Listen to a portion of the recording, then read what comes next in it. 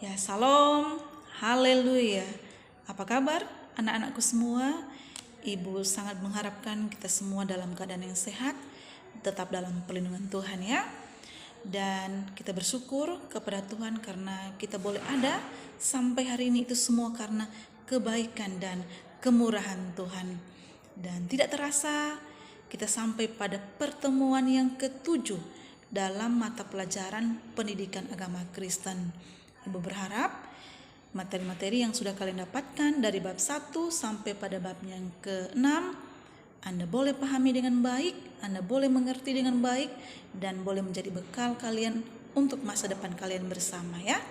Dan sebelum kita lanjut ke uraian materi, tentu akan kita awali dengan memuji Tuhan dan berdoa.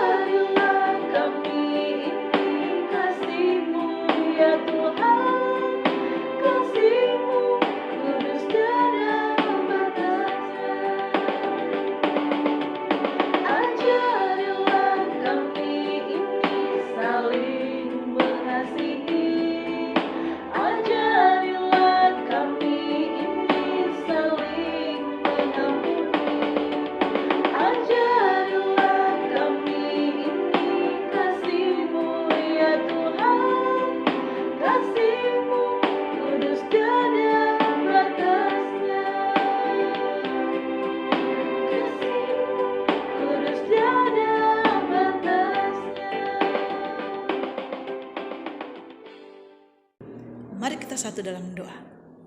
Bapa dan surga, tak henti-hentinya kami bersyukur, berterima kasih untuk kebaikan Tuhan. Hari ini kami kembali akan belajar dalam pertemuan yang terakhir, bab yang ke-7.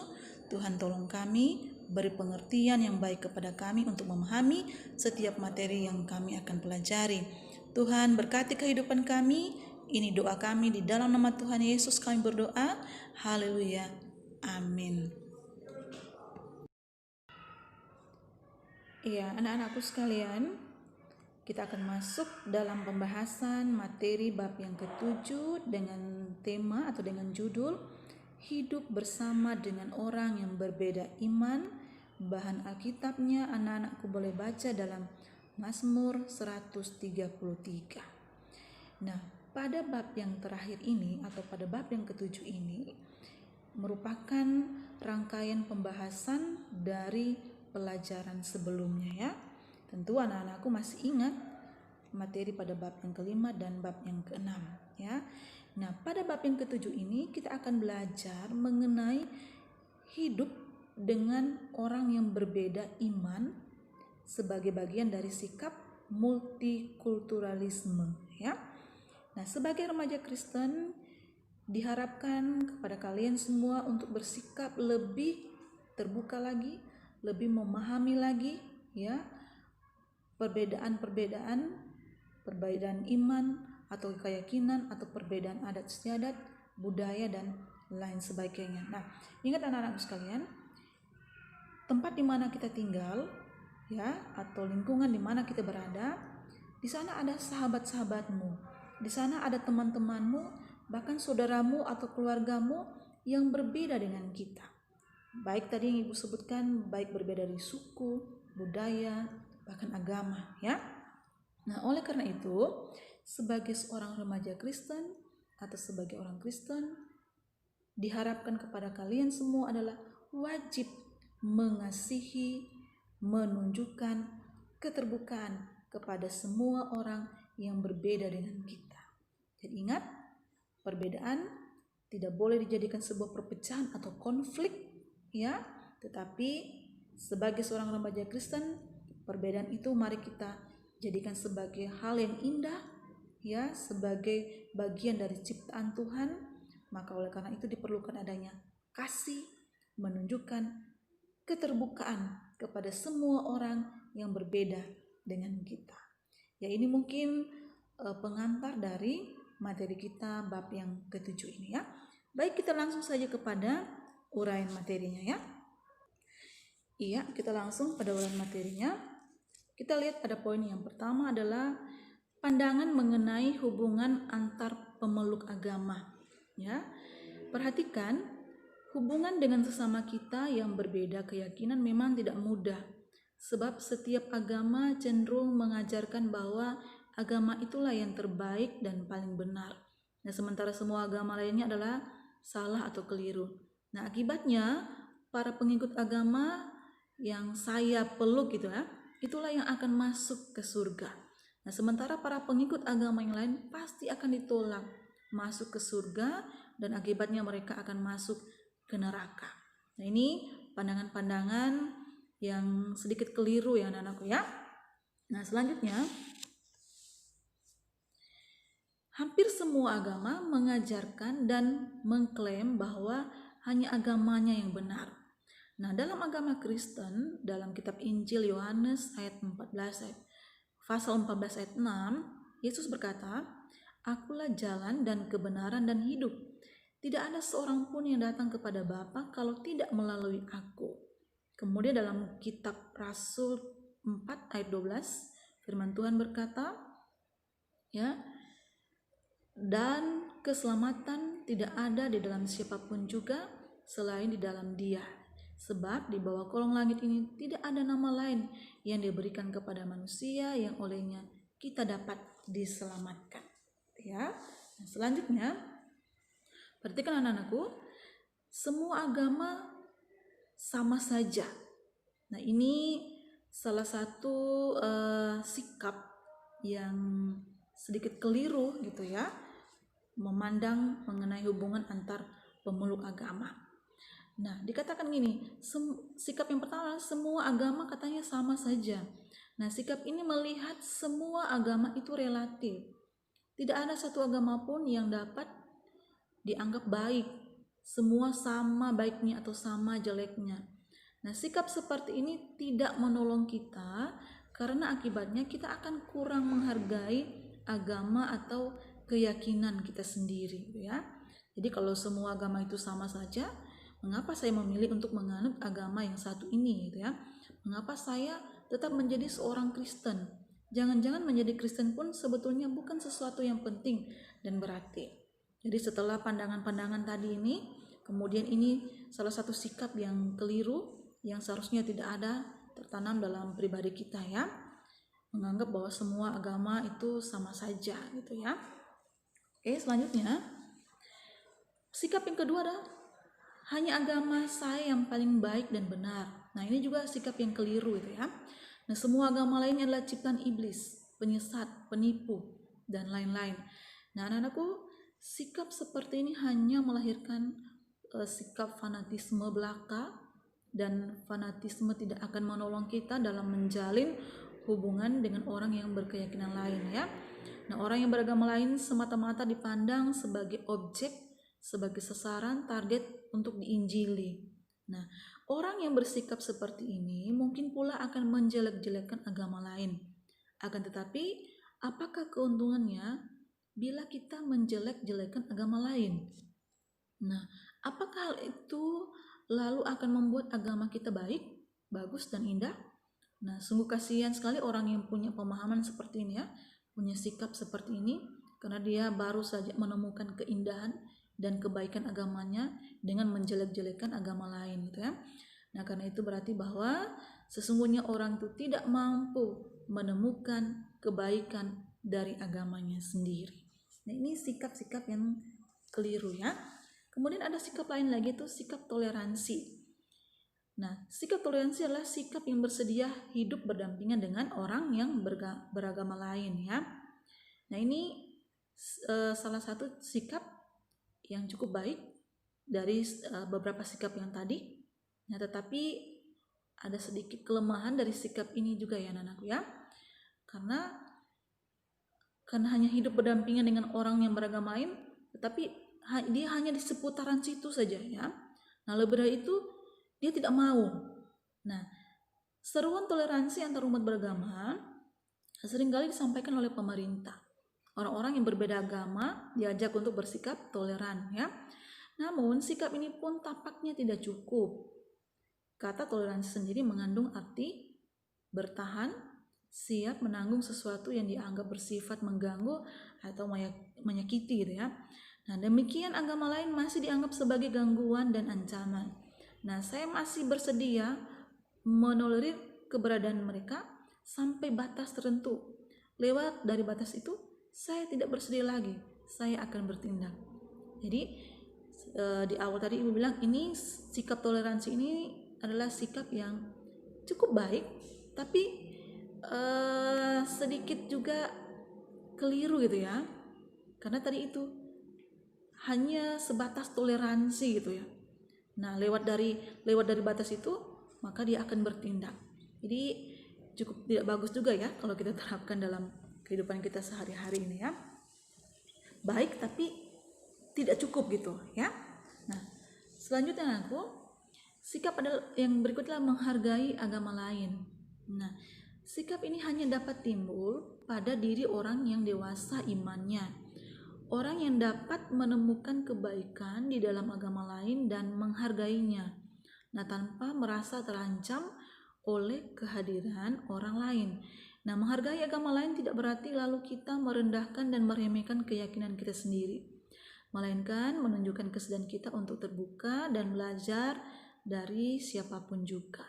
Nah, orang yang bersedia menghargai agama lain tidak akan merasa terancam, ya, bila orang lain menjalankan ibadahnya sesuai dengan perintah agama itu sendiri, ya. Orang ini akan membuka diri dengan lapang untuk mendengarkan pengalaman keagamaan dan rohani orang-orang yang beragama lain, gitu ya. Nah, orang-orang ini tidak segan-segan terlibat dalam forum-forum dialog antar umat beragama. Nah, dari sekian sikap tadi, maka sikap ini yang baik untuk kita terapkan dalam kehidupan kita sehari-hari, ya. menghargai agama lain itu sangat penting demi terciptanya sebuah kerukunan ya antar umat beragama gitu ya. Anak-anakku sekalian, berasa kalian paham sampai di sini? Nah, sekarang bagaimana membangun kebersamaan dalam perbedaan? Bagaimana caranya membangun sikap menghargai agama lain dan para pemeluknya ya? Nah, kata kuncinya di sini adalah keberanian untuk mendengarkan orang lain. Hal itu berarti bersikap terbuka terhadap apa yang dikatakan oleh orang lain tanpa menjadi defensif namanya ya. Nah, untuk itu kita harus benar-benar mendalami keyakinan agama kita sendiri. Rasa takut dan sikap yang defensif hanya timbul dari diri orang yang tidak siap untuk menghadapi pertanyaan-pertanyaan yang dapat mengganggu keyakinan imannya. Jadi bagaimana membangun kebersamaan dalam perbedaan? Bagaimana caranya? Kata kuncinya adalah keberanian untuk mendengarkan orang lain, bersikap terbuka terhadap apa yang dikatakan oleh orang lain gitu ya. Nah, sampailah kita pada kesimpulan materi pada bab yang terakhir ini, bab yang ke-7. Perhatikan kesimpulannya anak-anakku. Keberagaman agama merupakan kenyataan yang tidak dapat ditolak. Keberagaman agama jangan dijadikan alasan untuk menjauhkan seseorang dari pergaulan sosial maupun dalam memperoleh pemenuhan hak-haknya sebagai manusia dan warga negara Indonesia ya. Nah, semboyan Bhinneka Tunggal Ika yang telah dirancangkan oleh para pendiri bangsa dan negara Indonesia hendaknya dijadikan acuan dalam membangun solidaritas dan kebersamaan dengan mereka yang berbeda iman. Nah, anak-anakku perhatikan poin terakhir ini. Hukum kasih yang diajarkan oleh Tuhan Yesus merupakan acuan utama bagi remaja Kristen untuk membuka diri terhadap mereka yang berbeda. Jadi kata kunci dari semua materi dari bab 1 hingga pada bab yang ke-7 adalah hukum kasih. Hukum kasih yang diajarkan oleh Tuhan Yesus yang harus merupakan acuan atau dasar atau patokan utama bagi orang Kristen, bagi remaja Kristen untuk membuka diri terhadap mereka yang berbeda. Ingat poin penting dalam kesimpulan materi bab yang ke-7 ini ya. Nah, demikianlah anak-anakku pembelajaran kita pada bab yang terakhir ini. Semoga apa yang kalian sudah pelajari dapat tertanam baik dalam pikiran kalian ya. Boleh menjadi bekal kalian untuk masa depan kalian ya di kemudian hari. Iya. Demikianlah seluruh rangkaian pembelajaran pada bab yang ke-7 ini, dan semoga kalian memahami apa yang sudah kalian pelajari ya. Tetap Ibu menghimbau untuk terus jaga kesehatan, mengikuti protokol kesehatan dan tetap semangat dalam belajar. Dan semua tugas-tugas Anda mulai dari tugas bab 1 sampai bab yang ke-7 sudah harus masuk semua pada pertemuan yang terakhir ini ya, pada bab yang ke-7. Bagi yang tidak kumpul tugas berarti tidak tuntas di mata pelajaran pendidikan agama Kristen. Ibu berharap kalian akan menyelesaikannya tepat pada waktunya. Dan kalau tadi kita sudah awali dengan doa, maka kita pun akan mengakhirinya dengan doa. Ibu mengajak kita semua untuk berdoa. Mari kita satu dalam doa. Bapa kami dalam kerajaan surga, terima kasih karena kami boleh menyelesaikan setiap materi dari bab 1 sampai pada bab yang ke-7. Tuhan tolong kami untuk mengerti dan buka akal budi kepintaran kami untuk memahami materi-materi yang sudah kami pelajari. Berkati anak didik kami dimanapun mereka saat ini belajar, berkati kedua orang tua mereka pula. Bapa di surga, ini doa kami. Terima kasih untuk kebaikan Tuhan dalam kehidupan kami. Ini doa kami, ampuni segala dosa kami Tuhan. Di dalam nama Tuhan Yesus kami berdoa. Haleluya. Amin. Amin. Terima kasih untuk kebersamaan kita. Tuhan Yesus memberkati. Salam. Haleluya.